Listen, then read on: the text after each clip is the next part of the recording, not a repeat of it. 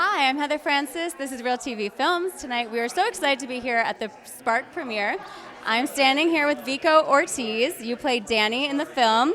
You are a very much amazing supporting character in the emotional unraveling of the loop. So when did you first hear about this role? What drew you to this role? Oh my God, what year are we? 2025, 2023 is that when I heard about this? I don't even know. I read the script originally, and I think the first time I read it that they were originally looking at like cis gay men in Hollywood, and then it was brought back to me because they were interested in like having me audition, and I was like, oh, interesting.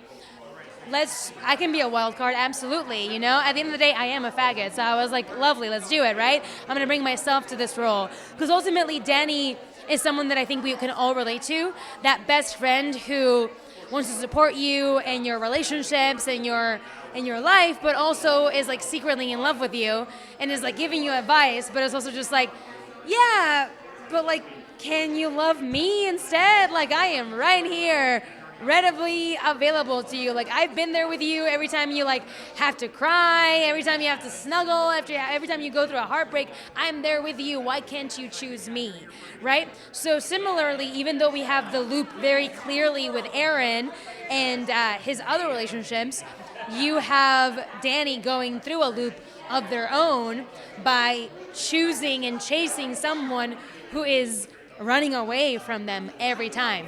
So yeah. That's a lot, and that's really cool. Why do you think some people, we do hide it inside? Like, what advice would you give to somebody that's listening and is like, I do that? What would you say to them? I relate. I get it. I feel like oftentimes we're used to abandoning ourselves in order to get someone else's approval. And not just abandoning ourselves to get someone else's approval, but an industry's approval or a job's approval or anything. Oftentimes we tie our self-worth with doing something for someone else rather than like choosing ourselves, knowing that we are worthy just as is. So with that said, it's hard. I get it. It's a pattern that it's really difficult to like break from. Yet trust yourself, create the practices within yourself to trust your instincts, listen to your gut, and know that if you're feeling disrespected or your boundaries are being broken or you're angry and frustrated, that means something is happening, that you gotta like look inside and be like, how can I choose myself rather than keep chasing? Oh, it's such a beautiful answer. Thank you. You're very insightful. I can tell already you've got that aura. Thank you. So if you were in a real life time loop, who would you want to spend it with, and what would you do? If I was in a real time loop and I was having a really good time, shit. Honestly, it would be a loop with like my partners, my friends, kikiing in an island and just this beautiful commune over and over again. Yeah. Sounds like a really good time. I want to come. Can I get invited? Listen, it's a good time over here. That's fabulous. Now, I guess, what part of Danny did you relate to personally? I mean, what we talked about earlier with the pattern situation, I feel like when I got the audition, I immediately related. And I think that's so beautiful about this film is that anyone can relate. Regardless of your sexuality or gender, at the end of the day, these are all human beings who are trying to figure out how to feel loved and cared for in a sustainable way, but failing hilariously and miserably, you know? So I feel that we all relate to that. We all relate to like, I want to be chosen. We all relate to like, I want to feel loved. We all relate to being like someone looking at you and being like, I want to be with you.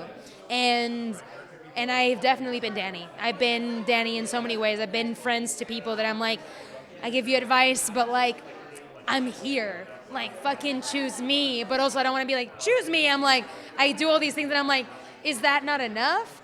But then again, you're also falling into a pattern of like trying to chase rather than just like, this person is not giving me a time of day, so I'm gonna choose me now. So amazing, yeah. Amazing. One last thing, I think it's really incredible that this genre is coming out and we're seeing it a lot more these days. Now, how do you feel, like what can we do to create more influence and create more awareness within this genre?